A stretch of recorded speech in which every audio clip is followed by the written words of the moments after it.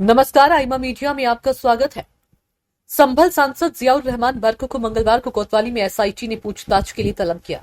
दरअसल गत 24 नवंबर 2024 को संभल में जो हिंसा हुई, जो पुलिस पर पथराव हुआ और जो जांच में सामने आया है कि कोर्ट के आदेश पर जो इस कथित शाही जामा मस्जिद का सर्वे होना था और विष्णु शंकर जैन के नेतृत्व में पुलिस प्रशासन की टीम और पुरातत्व विभाग की टीम वहां पहुंची थी।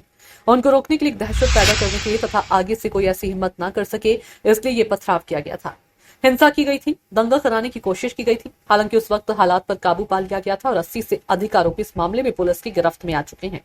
इसके अलावा इस मामले में जो 1 दर्जन एफआईआर दर्ज कराई गई थी, उनमें से एक में मस्जिद समाजवादी पार्टी के सांसद जियाउर रहमान बर्क तथा इस कथित शाही मस्जिद के प्रबंधक तथा मामले के अधिवक्ता जफर अली को भी आरोपी बनाया गया है। सांसद जियाउर रहमान बर्क ने बहुत तर्क दिया कि मैं तो उस दिन बेंगलुरु में था, मैं तो उस दिन संभल में ही नहीं था, मेरा नाम एफआईआर में कैसे दर्ज किया गया है। वास्तविकता में इस मामले में जब जफर अली को गिरफ्तार किया और उससे पूछताछ की गई तो एसआईटी का कहना है कि उसने संभल सांसद जियाउर रहमान बर्क का नाम ले दिया।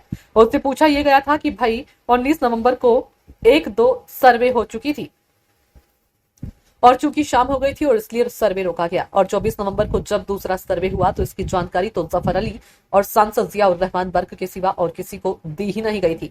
तो ऐसे में जब किसी तीसरे शख्स को इस बात की जानकारी ही नहीं थी तो यह बताइए कि 24 नवंबर को सुबह 7 बजे जब विष्णु शंकर जैन, पुलिस प्रशासन की टीम और एएसआई की टीम वहां सर्वे के लिए गई तो इतनी भीड़ वहां कैसे पहुंच गई, किसने बुलाया था उस भीड़ को और क्या करना चाहते थे ये लोग, इनका मकसद क्या था। सांसद महोदय को जब उनके खिलाफ एफआईआर दर्ज होने की जानकारी मिली तो वे इलाहाबाद हाईकोर्ट गए और दलील दी कि मैं तो उस दिन संभल में था ही नहीं, मैं तो उस दिन बेंगलुरु में था, इसलिए मेरा नाम और ये एफआईआर रद्द की जाए। इस पर हाईकोर्ट ने आदेश दिया कि ना तो आपका नाम एफआईआर से निकाला जाएगा और ना ही एफआईआर रद्द होगी। हम आपकी गिरफ्तारी पर स्टे दे रहे हैं, मगर आपको पूछताछ में पूरा सहयोग करना होगा, तभी आपकी गिरफ्तारी नहीं होगी। अभी एसआईटी पर है कि यदि उससे लगता है कि जफर अली या समाजवादी पार्टी के सांसद जियाउर रहमान से जितना पूछताछ की गई है उसमें यदि वे लगातार कुछ छिपा रही हैं या पुलिस को भटकाने की कोशिश कर रही हैं अथवा सहयोग नहीं कर रही हैं तो फिर उनकी गिरफ्तारी भी होगी। सांसद मंगलवार की सुबह करीब 11:15 बजे पहुंच गए थे।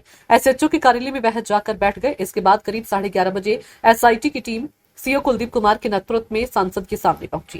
दोपहर 2:30 बजे तक एसआईटी की टीम ने इन 3 घंटे के दौरान करीब 100 सवाल सांसद से पूछे गए।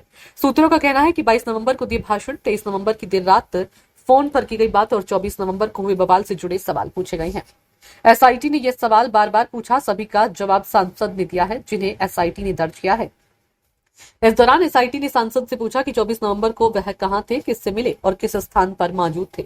इसके अलावा हिंसा से पूर्व जामा मस्जिद के सदर जफर अली से हुई बातचीत का ब्यौरा और वक्त के बारे में भी प्रश्न पूछे गए।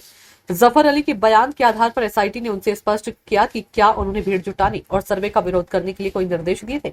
एक अहम सवाल व्हाट्सएप ग्रुप को लेकर सांसद से किया गया जिसमें सांसद की तस्वीर डीपी में लगी हुई है। बताया जा रहा है कि 21 और 22 नवंबर को इस ग्रुप में जुमे की नमाज में भारी भीड़ जुटाने को लेकर संदेश साझा किया गया था। एसआईटी ने सांसद से पूछा कि इस ग्रुप के एडमिन कौन है और इन संदेशों का मकसद क्या था। एसआईटी ने यह भी जानना चाहा कि क्या सांसद ने मस्जिद कमेटी के सदस्यों से निजी तौर पर कोई मुलाकात की थी और क्या उन्होंने कोर्ट के आदेश पर चल रहे सर्वे को किसी भी कीमत पर रुकवाने की बात कही थी। साथ ही उनसे यह भी पूछा गया कि हिंसा की सूचना उन्हें किस माध्यम से प्राप्त हुई और उन्होंने उस पर क्या प्रतिक्रिया दी। जांच के दौरान जफर अली द्वारा दिए गए बयानों का हवाला देते हुए उनसे पूछा गया कि क्या उन्होंने जफर अली से भीड़ जुटाने के लिए कोई बात की थी और अगर बात की थी तो कितनी देर। दरअसल जफर अली का आरोप है कि सांसद ने उन्हें सीधे तौर पर सर्वे का विरोध करने तथा भीड़ इकट्ठा करने के लिए कहा था। एसआईटी ने सवाल किया कि ये बात उन्होंने फोन पर कही थी या मुलाकात में। एसआईटी ने उनसे पूछा कि सर्वे के बारे में उन्होंने किन किन लोगों से बातचीत की थी। बहरहाल 3 घंटे की पूछताछ के बाद सांसद को घर जाने की अनुमति दे दी गई, लेकिन एसआईटी प्रभारी कुलदीप कुमार का कहना है कि जरूरत पड़ने पर उन्हें फिर बुलाया जा सकता है। दरअसल हिंदू पक्ष ने कोर्ट में दावा किया था कि यहाँ पर हरिहर मंदिर है। इतिहास में फाइलों में ये हरिहर मंदिर के रूप में दर्ज है।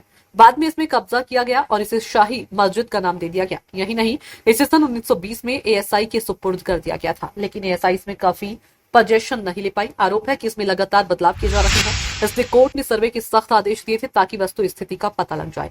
ये वास्तविकता है कि यहाँ पर हरिहर मंदिर है। जिस तरह विदेशी आक्रांताओं ने देश के हिंदू धर्म स्थलों में तोड़फोड़ कर उन्हें बदला गया, उसी तरह यहाँ भी मंदिर को तोड़कर शाही जामा मस्जिद का नाम दिया गया।